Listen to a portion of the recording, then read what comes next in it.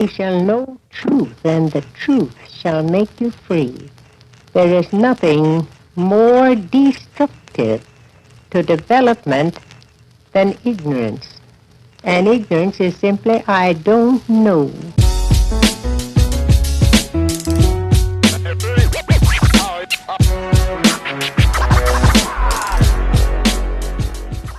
The celebration is still going on for Black History Month. We've talked about Black women in history, my recommendation of Black books, and talked about Killmonger from the movie Black Panther. Continuing with the theme today, I'll be talking about Black Inventors. Some of the greatest pleasures and necessities we have today were invented by Black inventors. So today we're going to talk about those inventors and the inventions they created that still benefit our lives today. So let's get started.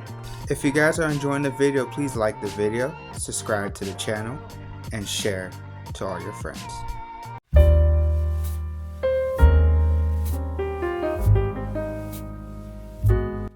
On November 9, 1731, in Ellicott Mills, Maryland, Benjamin Banneker was born.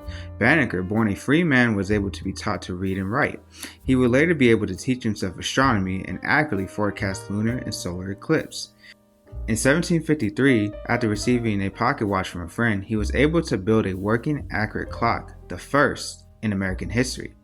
He would later in 1792 create the first almanac, which consisted of his own astronomical calculations, as well as opinion pieces, literature, and medical and title information. This invention was way ahead of his time, almost like he saw the future and went back to the past, like the Back to the Future series. 88 roads? Where we're going, we don't need roads. His work is felt to this day, as we wouldn't be able to tell time or have an annual almanac without this man. A great person to start off with, but we have many inventors to go.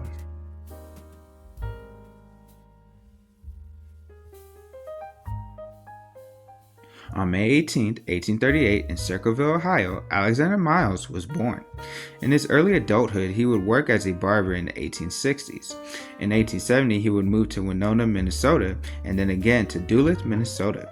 In Duluth is where Alexander Miles found a lot of success, where he was able to build a 3-story building called Miles Block.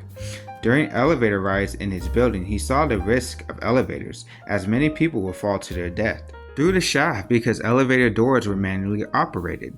Miles, determined to solve this problem, attached a flexible belt to the elevator cage, which touched the drums positioned along the elevator shafts directly above and below floors. With his invention, elevators became safer to use and allowed people to ride them comfortably. Without his invention, we wouldn't have half of the business we have today. Without elevators being safe, we wouldn't have these amazing buildings that we have today. The city skyline wouldn't be the same without Alexander Miles' invention.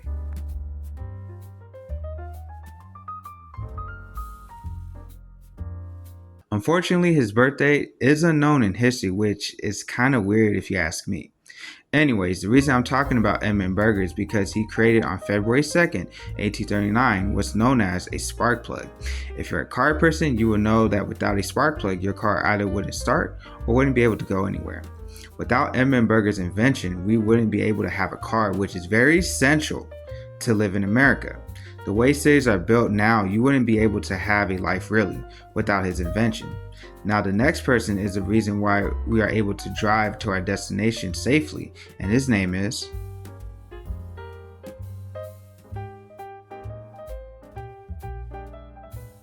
On March 4th, 1877, in Paris, Kentucky, Garrett Morgan was born.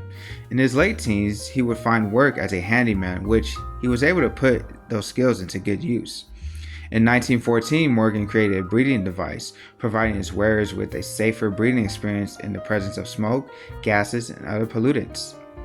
This would turn out to be the gas masks that World War I veterans would use to protect them, and later firefighters would use as well. However, the invention he is most known for came in 1923, when he witnessed a horrific accident between a car and a horse-drawn cart at an intersection. Back then, traffic lights only had 2 positions, stop and go. He then created a 3-position traffic light, which is the one you see today. Even though we all know majority of people don't know how to drive, it's great to know this man helped us get to our destination safer. Imagine us without it. This was very real. Yeah, let's move on.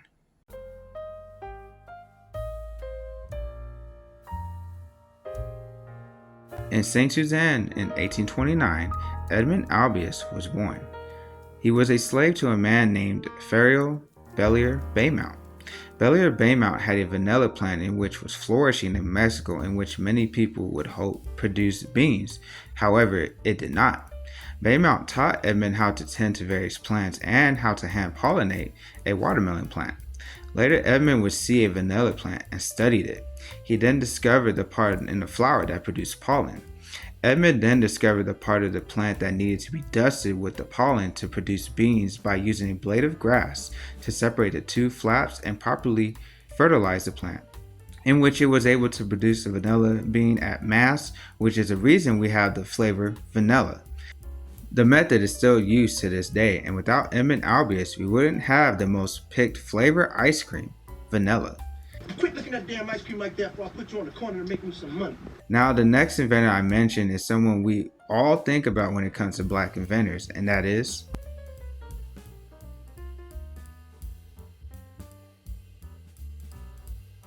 Now you knew I couldn't do this video without mentioning the most well-known Black inventor.